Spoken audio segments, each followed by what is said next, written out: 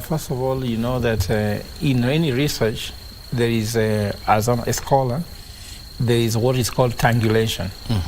And triangulation is whereby when you have one way to collect data, you need to have other ways to confirm, if you like, the best English is called corroborate, that this data is collected, is self-reporting by Parliament, which is one source, and she says they rely wholly and fully on it.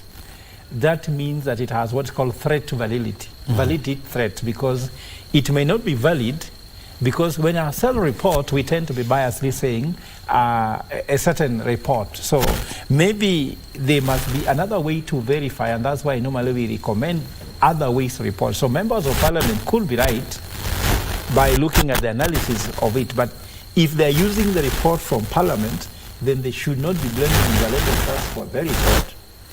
But me, I can question Mzalendo report because self-reporting tend to be more positively biased towards the person who presents it.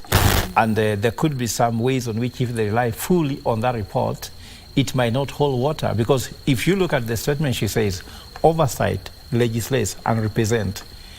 What in that report shows oversight? Just telling me you've spoken 10 times in Parliament, all that you have attended how many parliamentary meetings doesn't really give oversight, because what's happening here?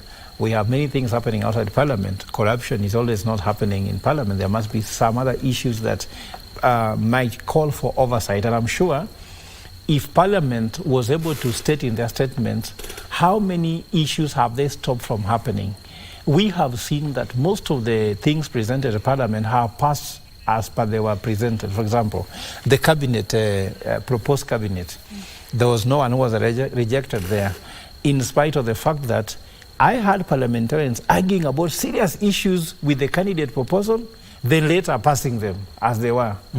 I've seen also vetting taking place of very senior state officials. Also, people mentioning very serious statements. In fact, one state official even told Parliament that he cannot give them answers to the question they asked. And I think that I remember when Haji was being interviewed, he said, I cannot tell you how much is my worth. Then later it came. So there are so many issues there that I don't see that has been done in oversight. But nevertheless, I would like to encourage Mzalendo to find other means and ways on which they can verify what the Parliament is reporting in their website, because there's no organization in the world that means will report wrongly about themselves in their own website.